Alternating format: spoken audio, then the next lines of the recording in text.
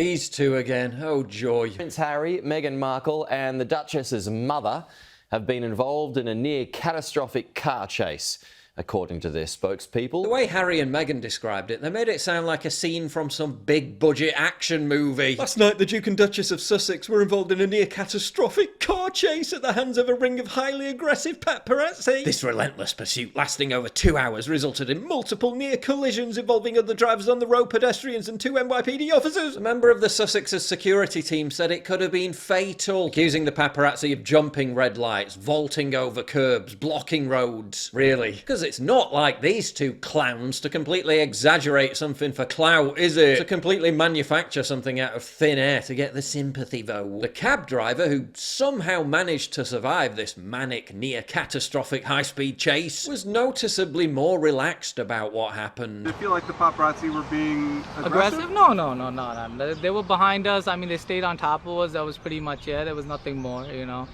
They kept their distance. So, not really near-catastrophic then? You didn't see any cars going over curbs or people banging on your window? Oh, I didn't see that. No, that must have happened earlier if they were being chased before. Yeah, or not at all. I don't think I would call it a chase. Singh was quoted as saying, adding that 2 vehicles had followed them and then come next to the car, taking pictures and filming. I never felt like I was in danger. It wasn't like a car chase in a movie. One of the photographers said Harry and Meghan's driver was to blame for the chaos. His driver made the situation extra tense. And do you think that person drove dangerously through New York City? Yes. There was zigzagging, there was cutting off, there was like coming super close to the cars, squeezing, wedging. Their driver was making it a catastrophic experience, he said. If they were going 80 miles per hour, I would probably have been going 20 miles per hour behind them and hoping to keep sight of them. So if it was dangerous and catastrophic, it was more likely based on the person that was driving. The news agency in question shared similar details, accusing Harry and Meghan's driver of blocking off entire streets. A few of the photos even show Meghan Markle smiling inside a cab. The photographers report that one of the 4 SUVs from Prince Harry's security escort was driving in a manner that could be perceived as reckless. According to the photographers present, there were no near collisions or near crashes during this incident. Eric Adams, mayor of New York City. I would find it hard to believe there was a 2-hour high-speed chase. I mean, it's New York City, Manhattan. Lots of cars, lots of traffic lights. Not exactly Route 66, is it? This, to me, is the most ridiculous sounding thing in the world. I've been in the security business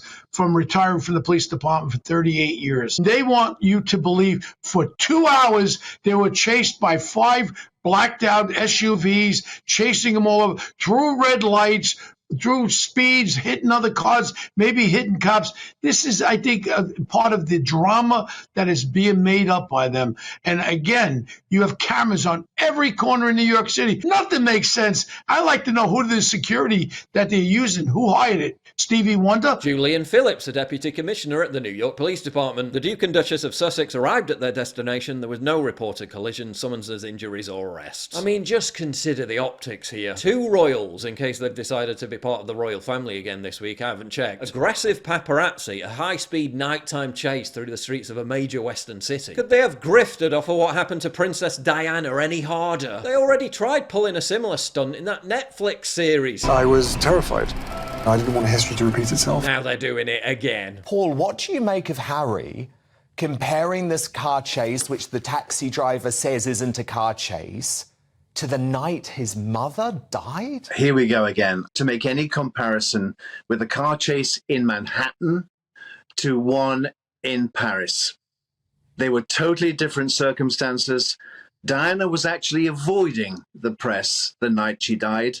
Meghan and Harry were courting the press. And this is just one ridiculous example of how manipulative the media can be. Nowhere else can we see this more clearly than on ground news. Prince Harry and Meghan involved in near-catastrophic chase covered by 315 sources, while 66 sources report paparazzi car chase was not near catastrophic. And when we look at accounts from the driver, it's a very different story. This is why I'm a big fan of ground news. It lets you easily cut through the noise by providing thousands of perspectives in one place so we can compare coverage. Ground news is going out of their way to help us make more informed decisions for ourselves. Read more at ground.news/PJW. And if you find it as useful as I do, subscribe for unlimited access before May the 24th for just $5 a month. That's the price of one coffee to access the world's information. Once again, thank you to Ground News for supporting my channel. Now back to the video. I'll tell you why this really grinds my gears. Because Harry and Meghan routinely fan the flames of hysteria about misinformation and disinformation, feeding right into the narrative of the censorship industrial complex, while themselves being the most prominent purveyors of misinformation and disinformation that the world has ever witnessed. They accused Jeremy Clarkson of spreading dangerous conspiracy theories after he made an offensive joke about Meghan. Oh no!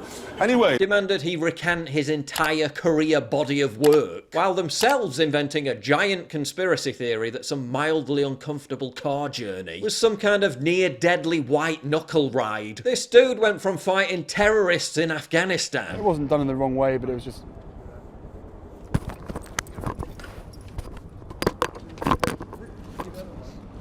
to crying over a bit of a bumpy trip. What on earth has she done to him?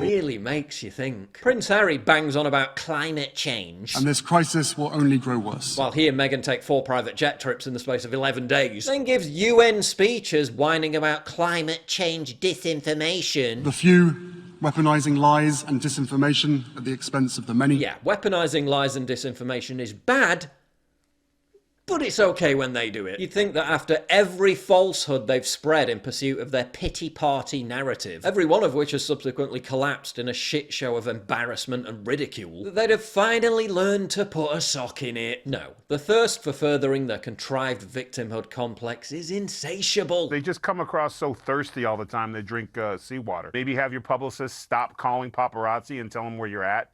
To get in a cab to go around the corner and come back seems silly. Sounds like South Park has got a sequel. We want privacy! We want privacy! They just want to be left alone by the paparazzi, by the media, by everyone. Which is why they published best-selling memoirs forensically recounting arguments they had with people 10 years ago. That's why they accepted $100 million from Netflix to follow them around everywhere, documenting every intricate detail of their private lives. But don't try and take photos of them in public, otherwise they'll invent some fairy tale straight out of a fictional Hollywood blockbuster and then blame you for nearly killing them. Get early access to videos, exclusive live streams, and personally DM me. You've seen how much I get demonetized all the time. Well, this is how you support me. By subscribing at pauljosephwatson.locals.com. Please click the link in the description.